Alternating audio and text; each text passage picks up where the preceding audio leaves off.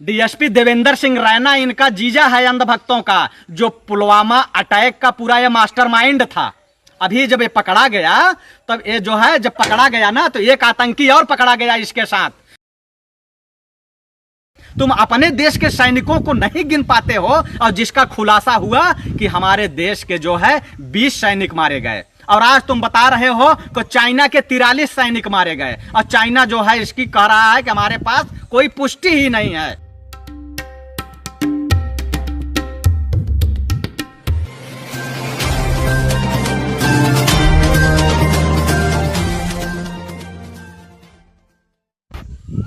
जय हिंद, जय जवान, जय किसान। बंदूकें तुम्हारी खाली थी कि निशाना तुम्हारा चूक गया। बंदूकें तुम्हारी खाली थी कि निशाना तुम्हारा चूक गया। 1.5 फुट ये बुजदिल चीनी सैनिक फायर तुम पर झोंक गया। मेरे नौजवान साथियों, कल से आप लोग देख रहे होंगे कि जिस तरीके से चाइना ने हमारे देश के जवानों पर हमला किया है, हमारे देश के जवानों को हताहत किया है, लेकिन हमारे देश के जो नेता हैं, हमारे देश के जो प्रधानमंत्री हैं, रक्षा मंत्री हैं, गृह मंत्री हैं, उन्होंने इसका जो है निंदा नहीं किया, इसका भर्त्सना नहीं किया।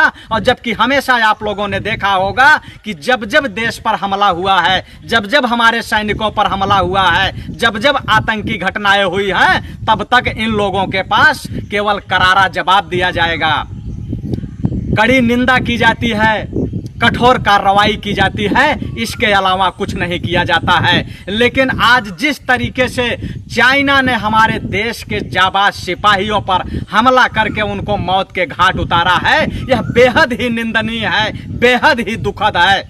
लेकिन हमारे देश के जो प्रधानमंत्री हैं, गृह मंत्री हैं, पता नहीं कि कितने बुजदिल हैं, जो लोग कहते थे कि ये 56 इंच के सीना वाले हैं। मैं ये कहता हूं कि अगर ये 56 इंच वाले थे तो चीन को करारा जवाब देना चाहिए, कठोर कार्रवाई होना चाहिए, क्योंकि हमारे देश के प्रधानमंत्री को, हमारे देश के गृह मंत्री को सन 18 नवंबर 1962 को याद करना चाहिए। 18 नवंबर 1962 को याद करना चाहिए कि जब महज 120 सैनिकों ने रेजांगला की चुशूल घाटी में पाकिस्तान के छक्के छुड़ाने का काम किया था। उसके बाद 1967 में नाथुला घाटी में चीन के छक्के छुड़ाने का काम किया था। चीन इतना बेशरम हो गया था, इतना जो है वह कि पानी पानी हो चुका था, इतना वो थर थर कांपने लगा था कि नाथुला के बाद आज तक भारत पर कभी उसने आंख उठाने की हिमाकत नहीं की।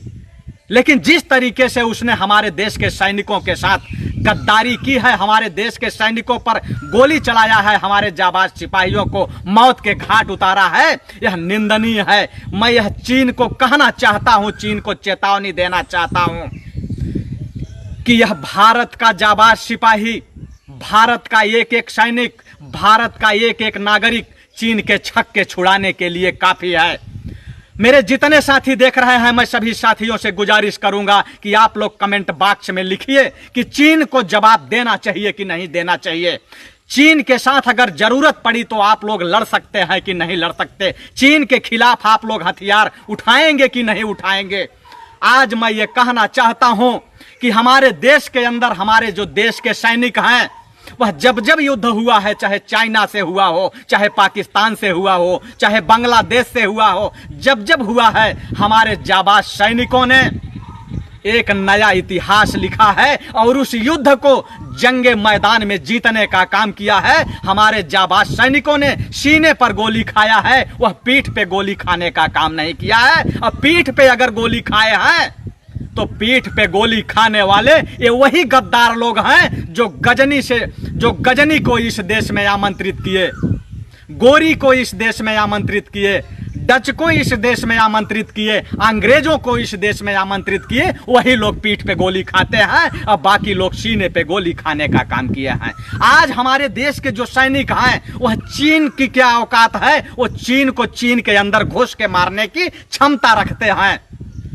लेकिन जो हमारे देश के जो नेता हैं वो हमारे देश के नेताओं ने हमेशा सेना के साथ गद्दारी की है, सेना को मिलने वाली सुविधाओं के साथ गद्दारी की है। मैं आपको बताना चाहता हूं कि इन्होंने घोटाले पर घोटाला, घोटाले पर घोटाला, जब जब हमारे देश के सैनिकों को कुछ दिया गया, जब भी हमारे देश के सैनिकों को मजबूत करने की कोशिश की गई, हमारे देश के जो नेता हैं वो घोटाले पे लगे रहे और घोटाले पे घोटाले करते रहे।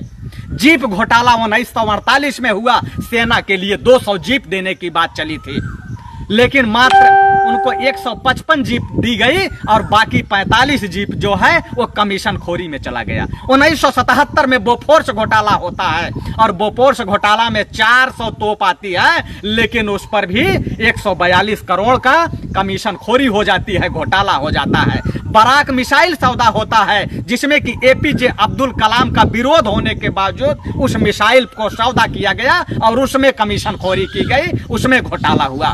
1999 में जब हमारे जाबाज सैनिक कारगिल का युद्ध लड़ रहे थे, उस कारगिल के युद्ध में हमारे देश के जो नेता थे, जो रक्षा मंत्री थे, वह जो है उनकी कफन चोरी करने में लगे थे, वो ताबूत घोटाला कर रहे थे, ताबूत घोटाला कर रहे थे। और उसके बाद 99 में तहल का घोटाला होता है, जो कि बहुत बड़ा घोटाला होता है और उसमें भाजपा के जो राष्ट्रीय अध्यक्ष बंगारू लक्ष्मण का नाम आता है और बंगारू लक्ष्मण भी फंसते हैं। उसके बाद राफेल घोटाला का आपने नाम सुना होगा, इतना बड़ा घोटाला हुआ है राफेल कि आप लोग कल्पना नहीं कर सकते। ये जो टोटल रक्षा सौदों में 7 घोटाले हुए हैं, जीप घोटाला, बोफोर्स घोटाला, बराक मिसाइल घोटाला, कारगिल युद्ध के दौरान ताबूत घोटाला, 12 में ट्रक घोटाला, 99 में तहल का घोटाला और राफेल घोटाला। लेकिन इन 7 घोटालों में, ये जो 7 बड़े घोटाले हुए हैं, इन 7 बड़े घोटालों में 4 घोटाला कांग्रेसियों ने किया था 65 साल में, लेकिन 3 घोटाला भाजपाइयों ने कर दिया मात्र तीन बार में। मात्र 10-11 सालों में भाजपाइयों ने 3 बड़े घोटाले कर दिए। और इन्हीं घोटालों के लिए हमारे जो सैनिक हैं, जो जाबाज सिपाही हैं, जो सरहद की रखवाली करते हैं, उनकी सुविधाओं में कटौती हो जाती है इन्हीं घोटालों के चलते। आज मैं आप लोगों को बताना चाहता हूं कि जो चीन हमारे सैनिकों पे हमला किया है, चीन को एक बार इतिहास उठा के देखना चाहिए पूरे भारत का, कि 18 नवंबर 1962 में रेजांगला का जो युद्ध हुआ था चुशूल घाटी में, वहां 4000 से अधिक सैनिकों को मात्र हमारे 120 जाबाज सिपाहियों ने मार गिराया था और चाइना को युद्ध बंद की घोषणा करनी पड़ी थी। वही चाइना है जो आज आंख दिखा रहा है और हमारे मीडिया के लोग क्या कहते हैं कि ड्रैगन आंख दिखा रहा है। और आज भड़वागिरी मीडिया कर रही है, पूरी भड़वागिरी मीडिया कर रही है। अगर मीडिया भड़वागिरी नहीं करती तो अब तक पुलवामा में मारे गए हमारे 50 जो जाबाज सिपाही थे उसका खुलासा हो गया होता, लेकिन उसका खुलासा नहीं हुआ। उसका खुलासा इसलिए नहीं हुआ कि यही भड़वागिरी करने वाली दल्ली मीडिया, भाड़ मीडिया अपने कमीशन के लिए ये देश को बेचने का काम करते हैं और ये देश को बर्बाद करने का काम करते हैं नेताओं के साथ मिल करके। ये लोग यही कहते थे कि हमारे जो 50 जवान शहीद हुए हैं बालाघाट में, ये कहते हैं कि बालाघाट में 350 आतंकियों को मार गिराया गया। अरे चोरों, अरे गद्दारों, अरे तिहाड़ियों, तिहाड़ जेल में फिरौती के केस में बंद होने वाले दलालों, भड़वागिरों, तुम बालाघाट में जाके लाशें गिन आते हो और हमारे देश के अंदर कल चाइना ने 20 जवानों को जो है उस गोलियों से मार दिया, लेकिन तुम उनकी लाश नहीं गिन पाए। तुम भड़वागिरी कर रहे थे, 3 लोगों को बता रहे थे कि महज 3 लोग मारे गए हैं। तुम अपने देश के सैनिकों को नहीं गिन पाते हो और जिसका खुलासा हुआ कि हमारे देश के जो है 20 सैनिक मारे गए। और आज तुम बता रहे हो कि चाइना के 43 सैनिक मारे गए और चाइना जो है इसकी कह रहा है कि हमारे पास कोई पुष्टि ही नहीं है। लेकिन चाइना के 43 नहीं, हमारे जाबाज सिपाहियों के अंदर इतना दम है कि वो चीन के अंदर घुस के भारतीय तिरंगा को फहराने का जज्बा रखते हैं। वह भारतीय तिरंगा को चीन के अंदर जाकर के फहराने का जो है जज्बा रखते हैं। जितने भी साथी देख रहे हैं, मैं सभी साथियों से एक बार गुजारिश करूंगा कि अगर आप लोग सैनिकों से प्यार करते हैं, सैनिकों से मोहब्बत करते हैं, इस देश से अगर आपको प्यार है, सच्चे अगर देशभक्त हैं तो इस वीडियो को शेयर करके और आगे बढ़ाने का काम करिए, और उस प्रधानमंत्री नरेंद्र मोदी जी को यह बताने का काम करिए कि जब एक नचनिया मर जाता है इस देश के अंदर, सिनेमा या पर्दा पर आने वाला जब एक नचनिया मरता है तो हमारे प्रधानमंत्री जी आंसू बहाते हैं, घड़ियाली आंसू बहाते हैं और ट्वीट करते हैं, और हमारे देश के 20-20 जवान शहीद हो गए, लेकिन इन्होंने जो है विरोध तक नहीं किया, इन्होंने विरोध तक नहीं किया। शर्म आनी चाहिए।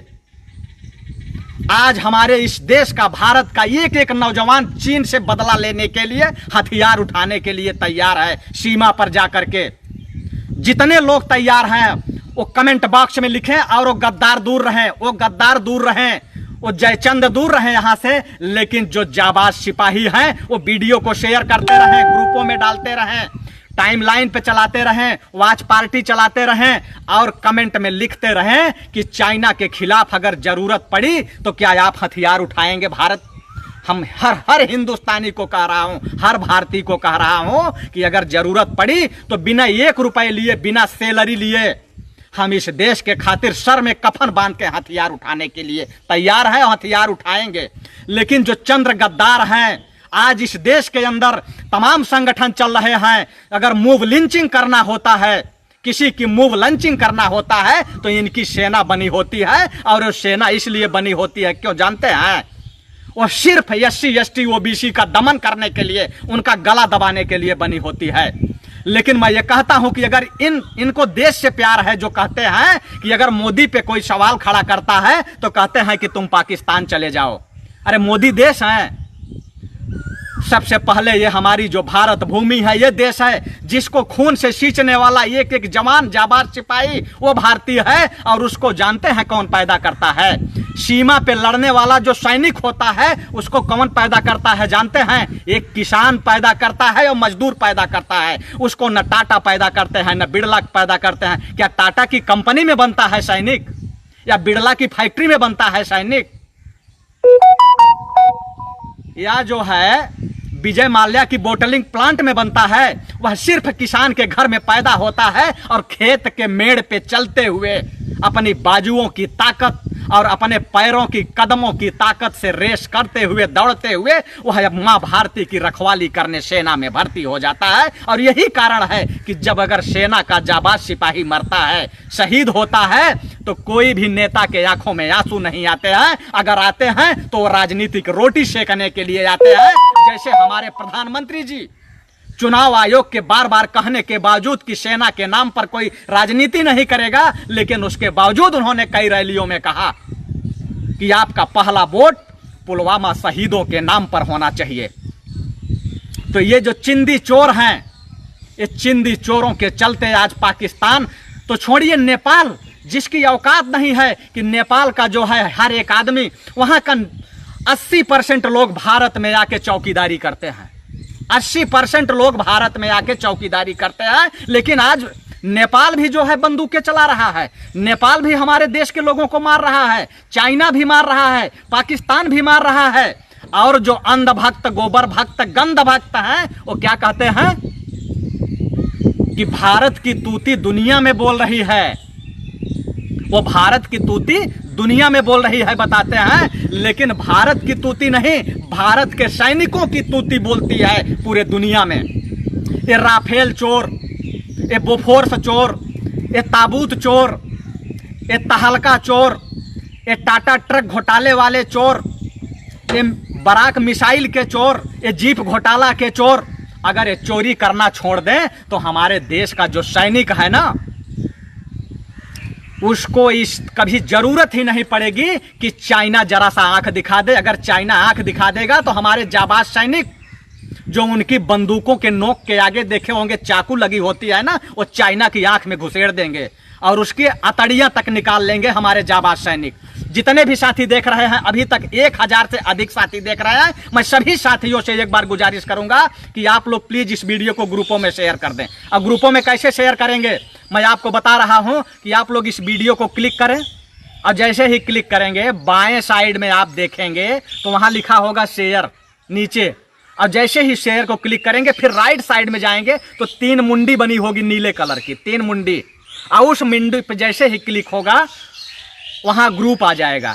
अब बारी बारी से आप सारे ग्रुपों में शेयर करते चले जाएं, बारी बारी से सारे ग्रुपों में शेयर करते चले जाएं, क्योंकि देश की बात है, सरहद की बात है, देश के सैनिकों का जो है सिर ऊंचा उठाना है। आज हमारे देश का एक एक जाबाज सिपाही, आप देख लीजिए कि नाथुला में 1967 का युद्ध हुआ था। चाइना सबक सीखा था और चाइना पीछे भाग गया था।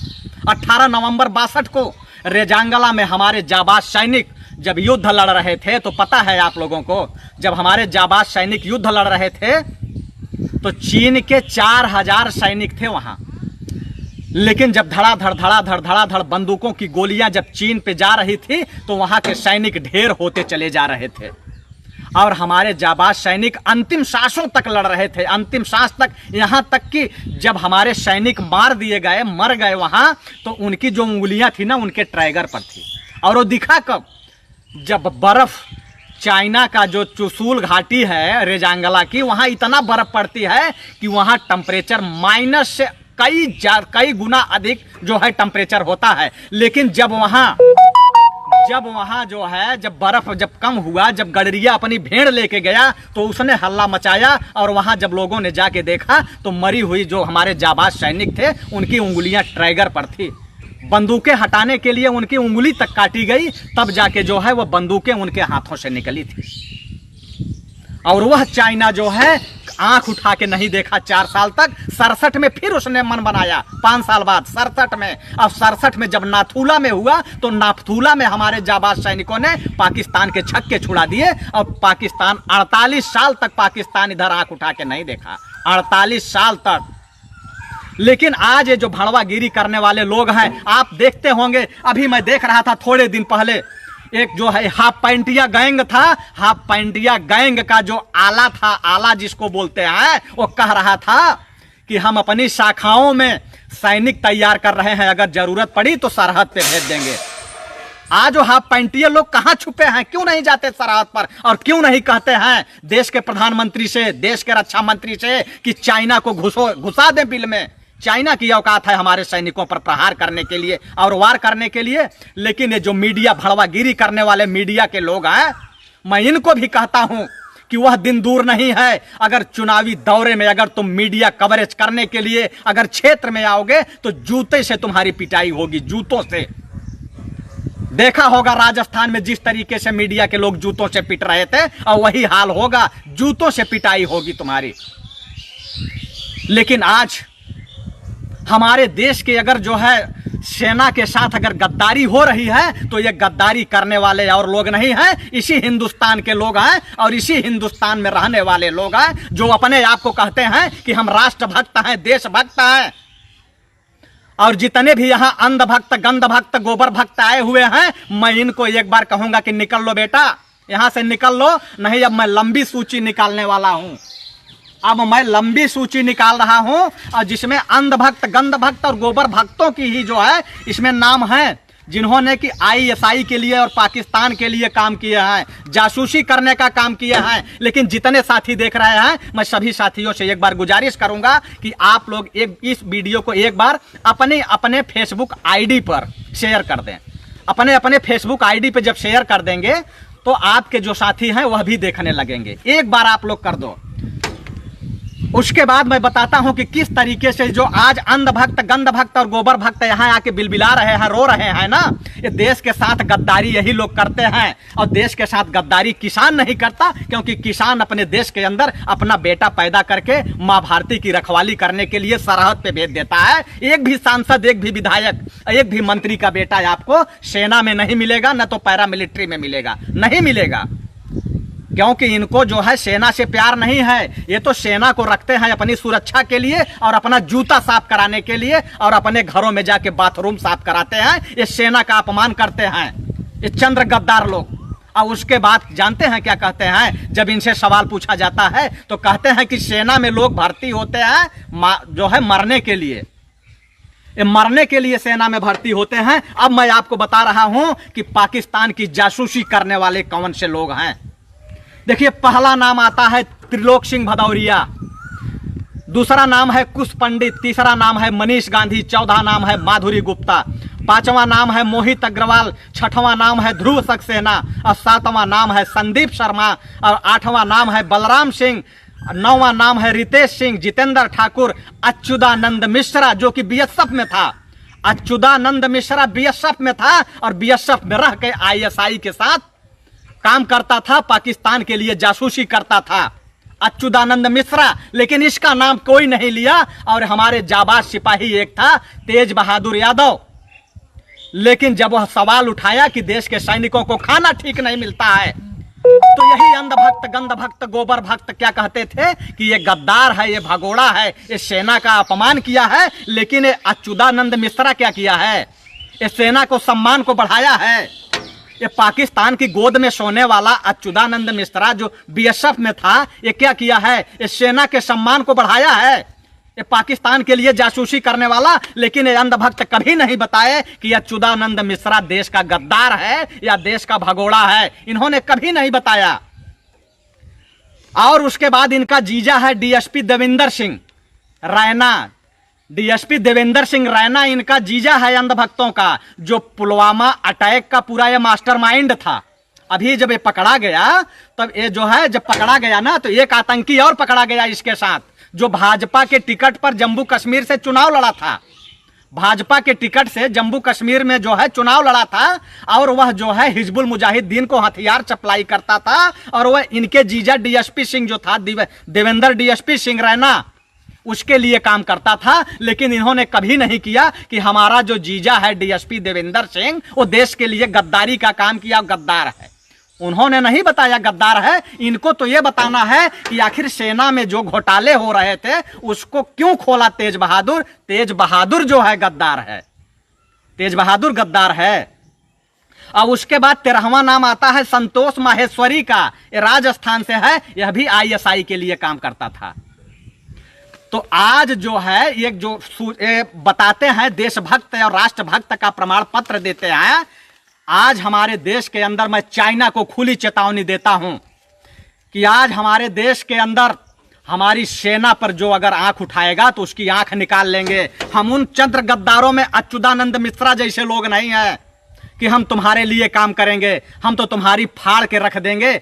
अगर जरूरत पड़ी तो हम सीने पे गोली खाएंगे, पीठ पे गोली नहीं खाएंगे। पीठ पे गोली खाने वाले वही जयचंद की औलादे हैं, मान सिंह की औलादे हैं, जय सिंह और मान सिंह की औलादे हैं, जिन्होंने कि मुगलों के बिस्तर गर्म करते थे और आज भी गर्म कर रहे हैं। ये हिंदू मुसलमान करके आज जितने भी आज देश के अंदर संगठन चल रहे हैं, और खास करके मैं हाफ पैंटियों को बताना चाहता हूं कि आज जरूरत है, जो तुम लाठी डंडे चलाते हो, सुबह सुबह दिखाते हो, तो आज जरूरत है, आप जाते क्यों नहीं।